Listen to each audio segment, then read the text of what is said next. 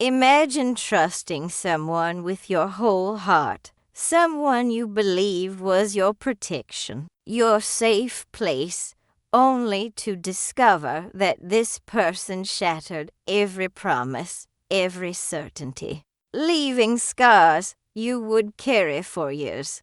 Today, I choose to open my heart and share my truth for the very first time, revealing how I was betrayed by the person I loved most in my childhood. Every word you're about to hear is real.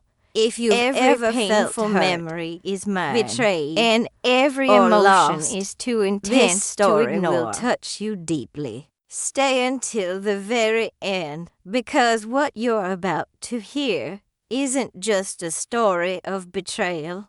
It's about survival, strength, and the courage to finally reclaim your own voice. I still remember the smell of that afternoon, the faint scent of wet earth after a sudden summer rain, the sound of children laughing somewhere down the street. 10 years old, and the heavy silence with scraped knees that wrapped around me as fingers, I walked home from and school, a heart that still believed people were good, especially her. She was the one constant in my tiny, chaotic world, the person I trusted more than anyone else. I used to say she was my anchor, the reason I felt safe. But that was before I learned that anchors can also drag you to the bottom. It started small, a promise almost broken here, invisible, a strange like a hairline crack, moments I brushed off because love makes excuses. She would never hurt me, I told myself every single time something felt wrong. But love, I would learn, is the most dangerous blindfold of all. I gave her everything, my secrets, my fears, my dreams whispered in the dark, and she held them like they were sacred. I didn't know she would one day use them as weapons. The betrayal didn't happen like in one explosive moment, by drop into a glass of water. I started noticing lies, small ones at first, about where she was, who she was with, what she said about me when I wasn't around. The day I overheard her laughing at one of my deepest fears, with people I barely knew, something inside me cracked. I felt my chest tighten, my hands tremble, my throat close. It was as if the floor beneath me had vanished, and I was falling into a place where trust didn't exist. I confronted her once. I still hear my voice, tiny and trembling, as I asked, "Why did you say those things?" She didn't answer. She just smiled, that cold, distant smile, and said, "You're too sensitive." That phrase burned itself into my memory. Too sensitive, too dramatic, my pain was my fault. For years, that her betrayal was something I somehow deserved. And so, I stayed quiet. But silence is a dangerous companion. It grows heavier with time, pressing against your ribs, making it harder to breathe. And the more I tried to bury the truth, the more it consumed. I began to question everything, every memory, every word, every look. Had any of it been real? Or had I been living in a carefully constructed lie all along? Nights turned into battles with my own mind, replaying every moment, searching for signs I had missed. The worst part wasn't losing her, it was losing myself. I stopped trusting people. I stopped trusting me. I built walls so high that even the kindest souls couldn't climb them. I told myself it was protection, but deep down, I knew it was fear. fear of being betrayed again, fear of loving someone only to have them twist that love into a knife. And still, despite everything, part of me longed for her approval, her affection, her acknowledgement. That's the cruelest thing about betrayal. It doesn't erase love, it corrupts it. Years would pass before I could even say her name in that small, without feeling that sharp sting all in my chest. All I could think was, how could someone who claimed to love me break me so completely?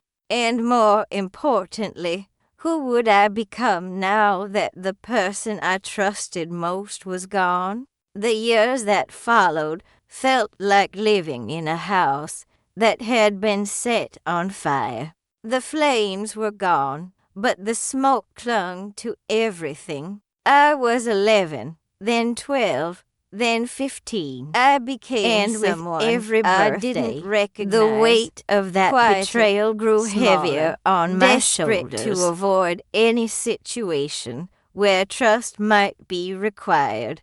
People thought I was shy, reserved, maybe even cold, but the truth was far more complicated. I wasn't afraid of people. I was afraid of what people could do when you handed them your heart. I remember the first time I tried to open up to someone again. It was in high school. She asked simple questions. A teacher who seemed like genuinely interested in my dreams when I grew up, or what made me happy. But every time I tried to answer, something inside me stopped. Words dissolved on my tongue. My chest tightened. My mind screamed, "Don't trust her. Don't you dare trust her." That's what betrayal does. It plants seeds of doubt so deep that even kindness feels like a trap. Meanwhile, she, the person who broke me, at family lived her life, smiling, as if nothing had happened, surrounded by people who had no idea of the damage she caused. And I stood in corners, pretending to be fine, pretending I hadn't been shattered by the very hands that once held me. There were nights I'd lock myself in my room, staring at the ceiling, whispering the same question into the darkness. Why wasn't I enough to be loved without lies? At 17, stopped answering her calls. I made my first deleted to old cut her messages out of my life completely. Even tore up photographs that once meant everything to me. But healing isn't as simple as deleting someone's number. Betrayal doesn't end when the person leaves your life. It lingers like a ghost, haunting the quiet moments. I'd walk past a cafe where we once spent hours talking, and suddenly I'd feel that familiar ache again. The manipulation was something I didn't even fully recognize, and memories until would flood back later, like a tidal wave. I thought love meant forgiveness, that no matter what she did, I had to understand, to excuse, to accept. She had this way of twisting everything, making me feel like the villain in my own story. "You're overreacting," she'd say whenever I tried to express my pain. I did my best. It took just me almost a decade, and I realized her that love isn't supposed to hurt like poisonous words. By my early 20s, the betrayal had become more than a memory. It was a compass guiding every choice I made. I avoided relations, sabotaged friendships, and convinced myself that loneliness was safer than vulnerability. People called me strong, independent, self-reliant, but inside, I was just even in the darkest terrified of my repeating the past. There was terrified of giving someone the power to break me again. this isn't the end of your story. It was faint, almost drowned out by the noise of pain and fear, but it was there. And slowly, painfully, I began to wonder if there was a version of me beyond the betrayal. A version that didn't just survive, but lived. I was 22 when she came back into my life, as if nothing had happened. Like the years of silence, the sleepless nights, and the scars she left behind were just chapters in a book she never bothered to finish reading. It started with a phone call on a rainy Tuesday afternoon. I remember staring at the screen, her name flashing like a ghost I had buried long ago. Against my better judgment, I answered, "I need to see you." And despite she said, every promise I'd made soft to myself, almost I agreed. Part of me still craved an explanation. Part of me still wanted closure. But closure was never what she had in mind. We met at a small cafe near the train station. Neutral ground, I told myself. I wore my strongest mask, rehearsed the lines I would say if she dared to manipulate me again. But the moment I saw her, older but unchanged, I looked tired. All that strength melted into like confusion. Someone still carrying she smiled the weight like nothing had happened. That never you look healed. Good, and she then, said, without even a breath of apology, she asked me for something that shattered what little peace I had built. "I need you to forgive me publicly," she whispered, leaning closer. "I'm trying to rebuild my life and people. They've heard things. If you speak kindly about me." I just stared a few at her, words, waiting for the punchline, everything, for the moment she'd laugh and say it was a joke. But her eyes were serious, desperate. In that instant, something in me snapped. The woman who betrayed my trust, who made me doubt my worth, who laughed at my pain, now wanted me to help restore her reputation. It was like asking the wound to heal the knife that caused it. "I'm not doing that," I said. Her expression low but shaking. The softness "You don't vanished. Get to break You're me. Still so and then dramatic. Ask me to build you back up after everything I did for you." And there it was again. The manipulation, the twisting of guilt, the rewriting of history. I wanted to scream, to throw the past in her face, but my words were trapped behind years of silence and self-doubt. That night, I went home and stared at myself in the mirror for hours. I barely recognized the person staring back, not because of how much I had changed, but because I realized how much of my life was still tied to her. Even after all the damage, part of me still sought her approval. It made me sick. I had spent so many years trying to prove my worth to someone who had no idea how valuable I was. And now she wanted me to erase her sins with my voice. I didn't reply to the messages that followed, each more manipulated than the last. "You're cruel. You owe me this. Without me, you'd be nothing." At first, her words burned, but soon they started to lose their power, because for the first time, I saw them for what they truly were. The desperate grasp of a person terrified of facing their own reflection. Still, even with my newfound defiance, the betrayal wasn't just a memory.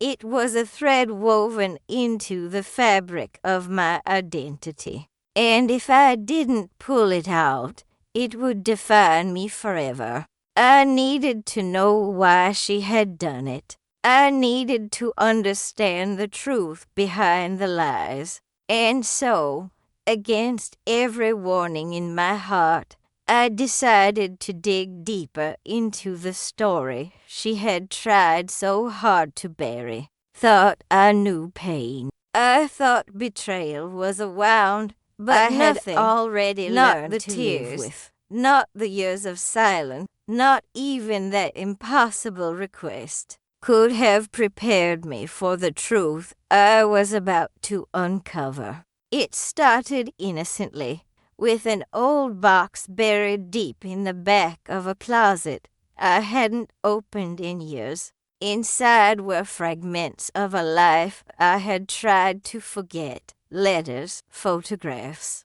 and a small notebook bound in fading leather. It was hers, and it held the answers to questions I never dared to ask. I opened the first page with trembling hands. It was mundane, dates, grocery lists, memories scribbled in haste. But then, halfway through, I found words that froze my blood. She can never know. If she finds out, everything will fall apart. My breath caught. She, that was me. And with each page I turned, the story of my life began to unravel. Beneath it was a web of lies so trying to heal from, was so carefully crafted, that I questioned if anything in my childhood had ever been real. She hadn't just betrayed my trust, she had rewritten my reality.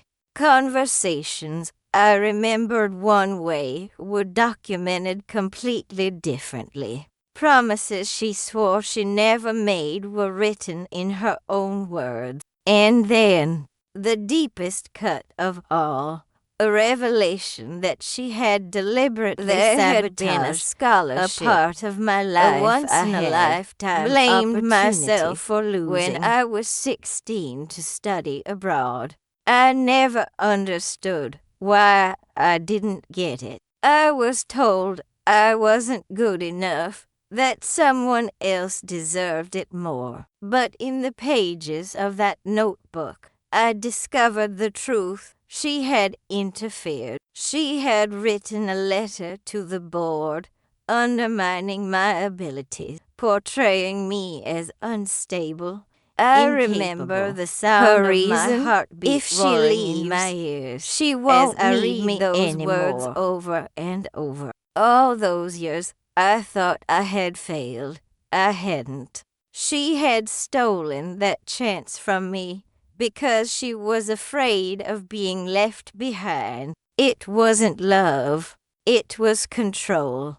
And suddenly, every cruel word, every manipulative gesture, every tear she dismissed as too sensitive snapped into focus. She had never wanted. I slammed the notebook shut and fell to the floor under her thumb, my chest heaving with rage and grief. The room felt smaller, the air heavier, as if the walls themselves were closing in. My entire childhood, my choices, my identity had been shaped by a lie. The person I loved most had not just betrayed me, she had stolen parts of my future. And worst of all, she had made me believe it was my fault. The days that followed every moment of my life anger this new and clarity. The encouragement that felt conditional. The comfort that always came with a price. The advice that kept me small, scared, dependent. I had called it love, but it was never love. It was fear disguised as care, control disguised as protection. And now that I knew the truth, I couldn't unknow it. But knowing the truth and living with it are two very different things. Because once the lies are exposed, you're left with a question that burns deeper than any betrayal. Who am I? Now that the story I believed about my life was never real, and finding that answer would lead me down a path I never expected, one that would force me to confront her face to face, not as the broken girl she once controlled, but as the woman she could no longer manipulate. It took me 3 days to gather the courage, 3 days of pacing the floor, staring at that notebook, and reliving every stolen moment of my past. I didn't sleep. I barely ate. I just rehearsed the words I'd been swallowing for over 2 decades. I wasn't going to be the frightened little girl she had broken anymore. I wasn't going to beg for her love, her validation, or her apologies. This We time, met again in that same cafe, but and this I was time ready I to wasn't face the trembling. monster I I once arrived called early, home. sat by the window, and watched the rain streak down the glass while my heart pounded like a war drum. When she walked in, I almost didn't recognize her. The years had changed her. The lines around her mouth were deeper, her hair grayer, but her eyes were still the same, cold, calculating, a mirror of the woman who We had need built to my talk, prison. I said She smiled flatly. when she I saw me, placed the notebook but I on the didn't table smile between back. us. And for the first time in my life, I watched her mask crack. Her fingers twitched. "Where did you find that?" she asked, voice trembling. I didn't answer. Instead, I opened it to the page about the scholarship, the page where she confessed to destroying my dream. "You lied," I whispered. "You took it from me." She You looked made away, me believe I pretending wasn't not good to enough. understand. You made me But hate I myself wouldn't for let her something escape. you did. Her silence was louder than any excuse. I felt something inside me break, not in pain, but in liberation. The truth was no longer a shadow lurking in the corners of my mind. It was on the table, undeniable and real. "Why?" I demanded. "Why would you do that to me?" And finally, she spoke. "Because I was needed scared," you to need me, she said. I let her out a voice bitter barely laugh. a whisper. "That's not I love," knew if you I left, said. you'd Tears never come burning back. my eyes. "That's control. That's fear. That's selfishness." She tried to reach for my hand, but I pulled it back. "Do you know what you did to me?" I spent years thinking I was worthless. I built walls around myself. I destroyed relationships before they could destroy me, all because of you. My voice You was took shaking away now. me. Every If you're word still tearing here, through me I like need you glass. to You didn't understand just this. take away What you're opportunities. watching Isn't just a story. It's a journey through betrayal, heartbreak, and years of silence. A journey that ends in truth and freedom. Stay with me until the very end, because the lessons in this story could change the way you see trust, resilience, and the power to take back your life. And if this resonates with you, subscribe to the channel and turn on notification so you never miss a story that could inspire you to face your own truth. For the first time, she looked ashamed, not because she regretted it, but because she'd been caught. "I was only trying to protect you," she muttered. And that was the moment I realized we were never going to see the world the same way. To her, love was possession. I To stood me, up. Love tears was freedom, streaming down and my she face. had stolen my Mine. hands trembling, but not from fear, from strength. "I forgive you," I said quietly, "but I will never need you again." Her eyes widened, desperate, as if the walls she had built around me were collapsing before her eyes. "You can't just walk away," she said. I turned toward the door. "Watch me." As I stepped out into the rain, something inside me shifted. The chains she had wrapped around my heart were sharper, and with every step I took away from that breathing it on my terms. I felt myself becoming someone I hadn't been in years, free. But freedom wasn't the end of this story. It was only the beginning. Because as I tried to rebuild my life from the ashes of what she destroyed, I realized something even deeper than betrayal. The truth wasn't just about what she did to me. It was about who I could still become despite would lead me to the most unexpected chapter of all. Freedom, I learned, isn't a single moment. It's 1,000 small decisions made every day. And in the months after that confrontation, I made all of them. I cut contact. I blocked her number. I deleted the emails she sent trying to justify her actions. At first, it felt like healing. I woke up lighter.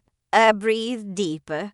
And for the first time in years, I looked in the mirror and didn't see a broken version of myself staring back. But beneath the surface, something darker was stirring, a truth I wasn't ready to face. Because even though I had walked away from her, I hadn't walked away from the damage. The habits she'd planted in me, the distrust, the self-blame, the fear of abandonment, I pushed were still away before they could get my skin. I avoided opportunities, convinced I wasn't good enough. Even love felt like a battlefield, one I was destined to lose. I thought I had escaped her shadow, but in reality, I was still living inside it. And that realization hit me hardest on a rainy night in November,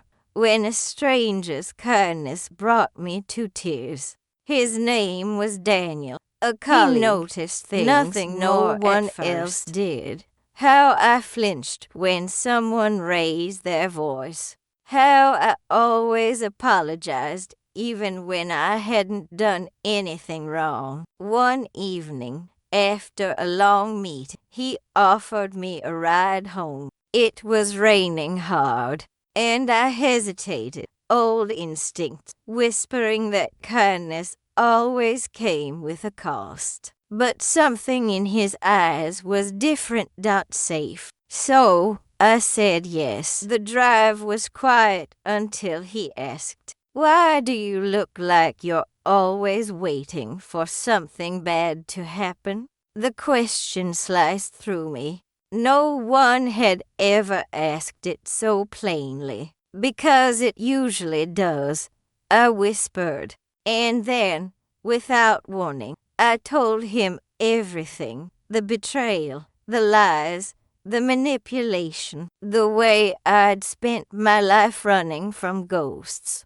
I expected him to look at me with pity. That's hers. Worse, don't let her write the ending. But he didn't. Something he just shifted nodded in me that night. "That's not your story." It was subtle, he said, but softly, real. A spark in the ashes. For so long, I had defined myself by what she had done. But what if I wasn't just a victim? What if I could be something more? A survivor, a creator of my own story. It was a terrifying thought, but it was also the first time in years that I felt hope. In the weeks spoke that pain out loud. I started instead therapy. Of burying it. I reconnected with people I had pushed away. I even applied for a job I once thought I wasn't qualified for, and I got it. Each of these steps felt small, almost insignificant, but together they formed a bridge out of the prison I'd lived in. And yet, even as I rebuilt my life, the universe had one more twist waiting for me, one that would force me to confront just a few shaky words written in handwriting I knew all too well. No return address. I don't have much time. Please see me. It was her. After everything she had done, after all the pain and years lost, she wanted to see me again. My first instinct was to tear the letter apart, to burn it and let the ashes scatter. But another part of me, the part that still sought closure, and so, still for the second time in my life, I found myself standing at the edge of a choice that would change everything. Walk away forever and leave the past buried, or open the door one last time and face the woman who had shaped every corner of my life. The day I decided to see her again, the sky was heavy with clouds, the kind that hang low and gray, as if the world itself is holding every its station breath. That my hands trembled like the entire train ride there. I wasn't sure I was ready for. It had been 12 years since I'd last seen her face. 12 years of silence, healing, and pretending I didn't care. And yet, as I stood in front of that small house on the edge of the city, the one she'd moved into after everything fell apart, all those buried feelings came roaring back like a storm. Anger dot sadness before I could knock, and somewhere she looked smaller beneath them than all, I remembered. A desperate need for answers. Her hair silver now, and her cheeks sunk. Time had done its work, but her eyes were the same. Those same eyes that once promised safety and delivered betrayal. You came, she whispered, her voice shaking. I didn't answer. Words felt too heavy, too dangerous. Instead, I stepped inside, each footstep echoing against the weight of everything left unsaid that felt strangely violent for a long time. Then, finally, she spoke. I'm dying, she said, as if I hadn't already guessed. And before I go, I need to tell you the truth. My stomach twisted. I had imagined this moment 1,000 times, rehearsed every possible version of it, and yet nothing could prepare me for the way my heart pounded now. I was scared, the truth, she said, of losing my voice barely a whisper, of being alone after all these years. If tears welled in her eyes, if I made you stay, I could keep my world from falling apart. She paused, her hands trembling around the cup. I didn't mean to hurt you the way I did. I thought I was protecting. The words made me laugh, a bitter, hollow laugh that felt like it belonged to someone else. Protecting you me. You lied, I snapped, manipulated. You destroyed me, broke every piece of me. And you call that protection? Her tears fell then, freely and silently. I know, and I hate myself for it. I've hated myself every single day since you walked away. There was a part of me that wanted to scream, to throw every ounce of pain back at her, to make her feel just a fraction of what she had done to me. But another part, the tired, because no apology, just no explanation, could ever rewrite what had happened. I didn't come here for your excuse, I said quietly. I came because I needed to see you. I needed to look into your eyes and know that I survived, that you didn't break me completely, She reached for my hand, but I pulled away. I'm not the child you once controlled, I continued. I'm not here for closure. I'm here. Then go, because she I whispered. deserve to be free. Go and live. She nodded. That's the only Her face forgiveness crumpling I under can the ask weight for. of regret. And so I stood, heart pounding, breath trembling, and walked out the door without looking back. The rain had started to fall again, soft and steady, soaking into my clothes as I stepped into the street. But for the first time in my life, I felt weightless, because closure hadn't come from her words. As I walked away, it had come from me. One final question echoed in my mind, from refusing to carry her the rest of my journey. If forgiveness wasn't for her, could it still be for me? The days that followed our meeting felt strangely quiet, as if the noise that had lived inside me for decades had suddenly vanished. But in its place, there was something even harder to bear: emptiness. I had spent so many years fueled by for anger, a long time, hatred, I believe and blame that confronting that I didn't her, know making her was see without what she had done, would be the final chapter of my story. But it wasn't. It was only the beginning of a much deeper battle. The fight to forgive myself for the years I lost, for the love I accepted, and for the silence I endured. I used to wake up every morning replaying the past like an unbreakable loop. Every choice, every missed opportunity, didn't you walk away every sooner? Red flag I ignored because I was too scared to believe. Why did you let her break you? Those questions haunted me more than her betrayal ever did. And yet, slowly, I began to understand something I had never allowed myself to before.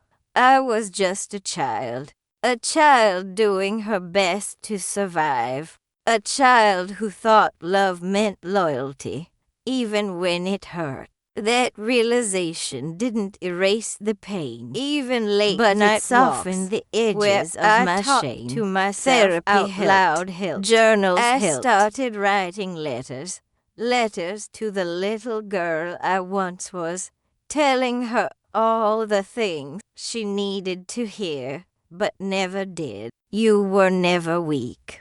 You were never to blame. You did what you had to do to stay alive. At first, the words felt like lies, but over time, they began to feel like truth. Because healing, I learned, one afternoon, about rewriting months the past. After that final meeting, it's about reclaiming the parts to a place I hadn't been that in trauma years. Tried to erase. The park where she used to take me as a child. The benches were the same, the trees taller now, the air heavy with memories. I sat there for hours, watching children play, listening to their laughter, pure, unburdened, free. And for the first time, I didn't feel envy. I felt compassion. Compassion it was for there, the girl I once on that was, worn-out and pride bench. For the woman that I whispered I was becoming. I had never dared to before. I forgive you. I wasn't talking to her. I was talking to myself, to the version of me that had believed she was broken beyond repair, to the one who thought her story was defined by betrayal, to the one who carried guilt that was never hers to carry. And as those words left my lips, something inside me shifted. But it was real. It wasn't a dramatic forgiving myself transformation. Didn't mean forgetting. It was quiet. It didn't mean almost excusing what happened or pretending it hadn't shaped me. It meant choosing to stop punishing myself for surviving. It meant letting go of the anger that had once been my armor and replacing it with something stronger, self-respect. It meant allowing myself to dream again, to build a life that wasn't defined by fear, but by possibility. People And that's started when entering something my unexpected life, happened. friends, mentors, even love, and for the first time, I didn't push them away. I let them in, not because I needed them to heal me, but because I had already begun healing myself. The walls I had built for protection slowly turned into windows, letting light in where there had once been only darkness. But healing isn't a straight line, and just when I thought I was finally free, life presented me with one last test, one that would force me to prove everything I had learned. Because the past has a way of knocking on your door when you least expect it, and sometimes it doesn't come as a person, it comes as a choice. It happened on an ordinary Tuesday, the kind of day you don't expect to change anything. I was leaving work, rain drizzling gently on the pavement, my mind drifting between dinner plan and a book I'd been meaning to finish. Life had finally begun to feel normal, peaceful, even, and then, like a ghost stepping out of the fog, the past found me again. A letter was waiting at my door when I got home. No name, no return address. Just my first name written in handwriting that made my stomach tighten instantly. Keys still dangling from my hand, heart pounding against my ribs like it was trying to escape. I thought I was ready for anything, but I wasn't ready for this. Inside, the letter was short, only a few lines, but every word cut deeper than a knife. I know you said goodbye, but I still think about you every day. I don't have much time left. Please, don't let me leave this And world with each without reading, seeing you the one battle last inside time. me grew louder. I read it Part once, of me twice, wanted to a tear dozen the letter times to shreds, to refuse her the final chance she never gave me when I needed it most. But another part, the part that had spent years learning compassion and forgiveness, wondered if walking away now would undo all the progress I had made. I spent days wrestling with that decision, nights pacing the floor, talking Do I to the owe her ceiling. anything? As if Does it could forgiving answer myself mean forgiving her too? These questions haunted me. But in the quietest hours, a different thought began to emerge. Maybe this wasn't about her at all. Maybe this was about me, about proving to myself that I was no longer the powerless girl she once controlled, that I could choose how this story ended. So, 1 week later, I found myself once again standing on her doorstep, this time not as a victim, not as a broken child, but as a woman who had taken back her power. The house was quieter than before. Shadows clung to the corners of the hallway, and the smell of medicine lingered in the air. She was lying on a couch by the window, frail and pale. But when she saw We me, didn't talk her about eyes the lit past. up with something Not really. that looked There like were no peace. long You explanations. She whispered, No desperate her voice attempts weaker to than rewrite I remembered. history. We sat in silence, two people bound by years of pain and love and everything in between. At one point, she reached for my hand, and this time, I didn't pull away. I didn't do it for her. I did it because I had learned that forgiveness isn't a gift you give the other When person. I left that It's a day, gift you give I yourself. knew it would So be the you last can time finally I saw live her, but without the instead weight of sorrow, hatred. I felt something unexpected. Release.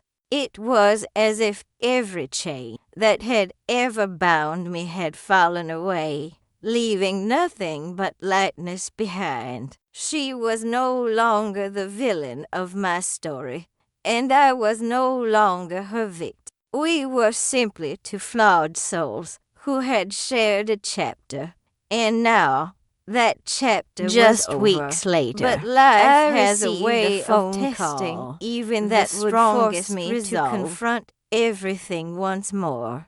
And this time, the decision I made would change my life forever. The phone call came late one night, the kind that makes your chest tighten before you even answer. I hesitated, staring at the screen, seeing her name flicker like a ghost. When I finally pressed the green button, her voice was fragile, barely there. It's In me. that instant, I don't have much time. I felt the weight of the last 25 years pressed down on me. The years of betrayal, manipulation, fear, and silence. But instead of panic or anger, I felt clarity. I had survived. I had grown. And now, more than ever, I understood that I was no longer defined by what she had done. I was defined by how I chose to live despite it. I went to her.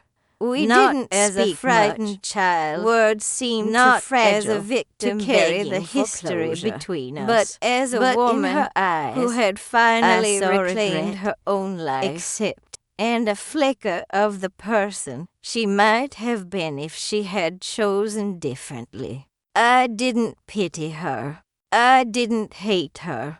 I just acknowledged that the past had happened, and it no longer had the power to control. That day, I finally understood what freedom really meant. In the months walking away that followed, with your dignity, my life began to bloom carrying in ways only the lessons I had never dared to imagine. Scars. I pursued passion I had abandoned, reconnected with friends I had pushed away, and opened my heart to love without fear. Every choice I made was a small rebellion against the years she had tried to control. Every laugh, every step forward was a declaration that I was no longer defined by began betrayal, writing again, but by resilience, telling my story so others who had been silenced could hear that survival was possible.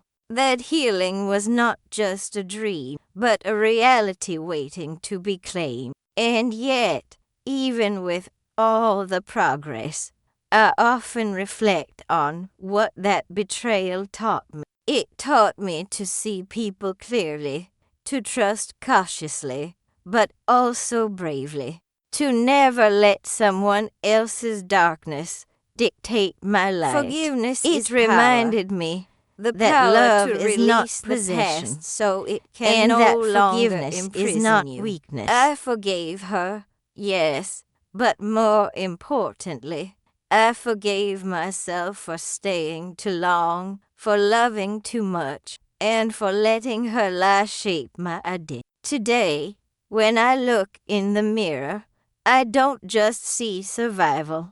I see courage. I see a woman who walked through fire and emerged whole. I see someone, and if there's one truth betrayal I want to leave with anyone listening, it's this: the people who hurt us can leave scars, but we are the ones who choose how those scars shape us. We can let them define us, or we can use them to build a life more beautiful, more free, and more alive than we ever thought possible. Because in the end, I am no longer the girl who was betrayed. I am the woman who reclaimed her story. And that is the truth And that I is share a power today. no one Raw, can ever take unflinching, away. And entirely mine. This is my life. This is my truth. And now, it is also a beacon for anyone who has ever felt broken, silenced, or lost. You are stronger than the people who tried to break you, and your story is yours to write.